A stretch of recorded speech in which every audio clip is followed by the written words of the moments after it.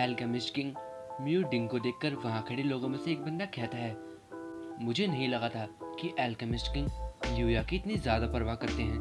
तभी दूसरा बंदा कहता है, उन्हें ऐसा करने की कोई ज़रूरत भी नहीं थी। इस नेशन के सारे एक्सपर्ट मरते हैं म्यूडिंग की मेडिसिन लेने के लिए।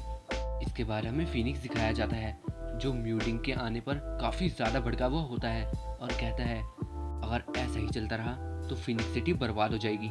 और तभी उसका सोल वॉरियर उससे कहता है, यंग मास्टर, ये लड़ने का समय नहीं है, हमें अभी यहाँ से जाना चाहिए और कुछ प्लान बनाना चाहिए, वो जल्दी ही मारा जाएगा।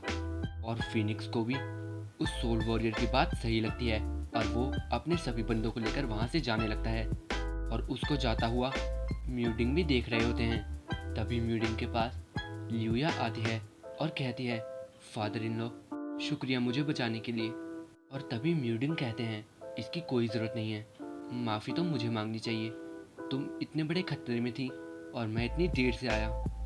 तभी वो बाकी पार्टिसिपेंट्स की तरफ गुस्से में देखकर उन्हें डांट लगाते हैं, क्योंकि उनमें से कोई भी ल्यूया को बचाने तक नहीं आया।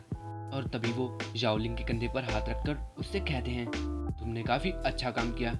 और वो उसे एक मेडिसिन देते हैं और कहते हैं, ये लो, इससे तुम्हारे वुंड्स जल्दी से हील हो जाएंगे। और जाओलिंग उन्हें थैंक्स कहता है। इसके बाद वो हंसते हुए उसकी पीठ थपथपाते हुए कहते हैं, तुम्हें कल के कॉन्टेस्ट के लिए प्रिपेयर करना चाहिए, मेरी एक्सपेक्टेशंस तुम्हारे लिए बहुत ज़्यादा हैं। ये कहकर वो वहाँ से जाने लगते हैं। इसके बाद हमें फिनिक्स दिखाया जाता है, जो अपनी उस हार की वजह से काफ़ी ज़्यादा गुस्से में होता है और कहता है, मैं उसे मार दूंगा और उस औरत को भी, मैं उन दोनों को मरा हुआ चाहता हूँ।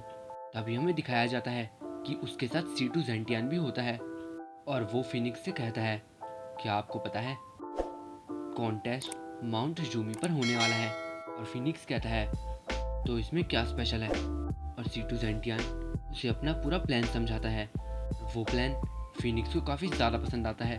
इसके बाद हमें जाओलिंग दिखाया जाता है, जो अपने रूम में एंटर करता है और तभी उसे अपने बेड पर कोई महसूस होता है और वो कहता है, वहाँ कौन है। तभी हमें दिखाया जाता है कि वहाँ से ल्यूया दौड़ी हुई आती है और जाओलिंग के गले लग जाती है। ल्यूया जाओलिंग के गले लगकर उससे कहती है, जाओलिंग, मैं काफ़ी डरी हुई हूँ, क्या आज रात मैं तुम्हारे साथ रुक सकती हूँ। और वो उसे बताती है, एक समय पर मैं न्यू फैमिली की डॉटर इन लॉ और एल्केमिस्ट किंग सिटी की लेडी हुआ करती थी, लेकिन मेरे हस्बैंड ने मुझे उसकी कस्टमर्स के साथ सोने के लिए फोर्स किया और उसने मुझे कहा कि अगर मैं ऐसा नहीं करती तो वो मेरी फैमिली को छोड़ेगा नहीं। और उसके बाद मैं सबके द्वारा ठुकराई गई एक विडो बनकर रह गई। जाओलिंग, क्या तुम मुझे हेट करते हो? क्या इसीलिए तुम मेरी फीलिंग्स के साथ खेलते हो क्योंकि मैं एक विडो हूँ? और जाओलिंग उसके सर पर हाथ रखता हुआ उससे कहता है, नहीं, बिल्कुल नहीं, और मुझे यकीन है कि तुम्हें भी ये पता है कि मैं वैसा इंसान नहीं हूँ। ये सुनकर ल्यूया काफ़ी इमोशनल हो जाती है और कहती है, काफ़ी लोगों ने मेरा इस्तेमाल उनके मुताबिक किया, लेकिन तुम ऐसे नहीं हो, तुम मुझे एक ह्यूमन की तरह ट्रीट करते हो। थैंक यू जाओलिंग। इसके बाद जाओलिंग ल्यूया को गले लगाकर कहता है, तुम्हें कुछ और कहने की ज़रूरत नहीं है, मैं जानता हूँ कि ये कैसा महसूस होता है। और इसके बाद जो चीज़ें होती हैं वो बताने लायक नहीं है, उसे मैं आप लोगों की इमेजिनेशन पर छोड़ दूंगा।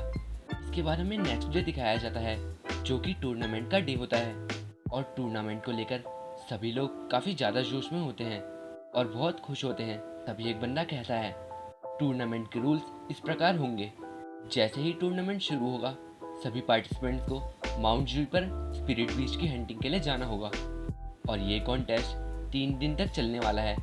इसके बाद हमें जावलिंग दिखाया जाता है, जो उबासी लेता हुआ कहता है, क्या हम स्टार्ट कर रहे हैं। तभी वहाँ ब्लेजिंग फिनिक्स सिटी का मेयर आता है और वो कहता है, मैं इस टूर्नामेंट को। और तभी एक आवाज़ आती है, मैसेज। और जैसे ही सभी लोग मुड़कर देखते हैं तो वहाँ एक बंदा एक स्क्रोल के साथ खड़ा होता है और कहता है, मेयर, कैपिटल से एक अर्जेंट मैसेज आया है। और वो उस स्क्रोल को मेयर को दे देता है और मेयर उस स्क्रोल को पढ़कर हैरान हो जाता है, क्योंकि उसमें लिखा होता है, ड्रैगन टाइगर माउंटेन की सील टूट चुकी है और मास्टर जाओ कैपिटल की तरफ रवाना हो रहे हैं। और ये सुनकर म्यूडिंग कहता है, क्या वो ओल्ड मास्टर अभी तक मरा नहीं है। और ये बात सुनकर जाओलिंग कहता है, मास्टर जाओ, आखिर ये कौन है, क्या ये फेमस है।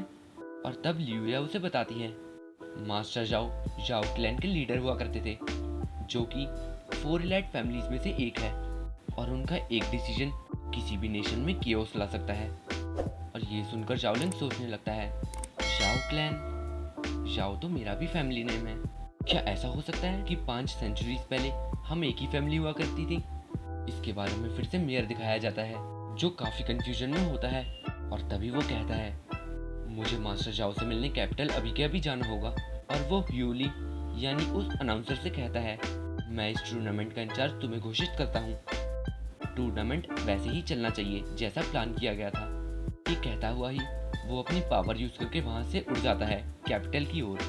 और इसके बारे में म्यूडिंग दिखाया जाता है जो हंसता हुआ कहता है, लगता है मुझे उस ओल्ड बैग के साथ ड्रिंक पीनी चाहिए कैपिटल में। और ये कहता हुआ वो भी वहां से उड़ जाता है। इसके बाद जाओलिंग कहता है, जरूर यही एलाइट फाइटर की पावर है। इसके बाद ह्यूली कहता है, और अब टूर्नामेंट ऑफिशियली शुरू होता है। इसके बाद हमें माउंट यूमी दिखाई जाती है जहां पर जाओलिंग के अलावा बाकी चारों पार्टिसिपेंट्स एक स्नेक से लड़ रहे होते हैं, लेकिन वो उस स्नेक के सामने कुछ भी नहीं कर पा रहे होते। और उन्हें देखता हुआ जाओलिंग उन सबसे कहता है, हे फेयू, सिर्फ खड़े मत रहो, कुछ करो। जाओशा, मैं तुम्हें पूरे दिन से देख रहा हूँ, तुम अपनी स्वॉर्ड बिल्कुल इस्तेमाल नहीं कर रहे। जाओ मैन, ये एक असली फाइट है, तो अपने उस आउटफिट के बारे में छोड़ना बंद करो। अगर तुम यहाँ नहीं रहना चाहती तो तुम यहाँ से जा सकती हो। ज़ैंटियान, क्या इस मॉर्निंग तुमने कुछ नहीं खाया? जिस तरह से तुम उस स्नेक पर अटैक कर रहे हो उसे देखकर तो लग रहा है कि तुम उस पर अटैक नहीं उसकी मसाज कर रहे हो। और ये सब जाओलिंग अपने गधे पर आराम से बैठकर उन सबसे बोल रहा होता है। वो उनसे कहता है, इसी तरह से लगे रहो टीम, कभी ना कभी तो हम ये कर पाएंगे। तभी फेयू गुस्से में जाओलिंग से कहता है, हम अपनी पूरी कोशिश कर रहे हैं इस स्नेक से लड़ने की, और जबकि तुम वहाँ आराम से अपने गधे पर बैठे हुए हो और कुछ नहीं कर रहे हो। और तभी वो स्नेक उसकी आवाज़ सुन लेता है और उस पर अटैक करने के लिए आगे बढ़ता है। सी फेयू को सेंस होता है कि वो उस पर अटैक होने वाला है। उसकी सिट्टी पिट्टी गुम हो जाती है और वो स्नेक उस पर अटैक करने के लिए आगे बढ़ता है। लेकिन तभी एक नाइफ स्पिरिचुअल पावर से इन्फ्यूज की हुई उस स्नेक को आकर लगती है, जिससे उस स्नेक की ऑन द स्पॉट डेथ हो जाती है।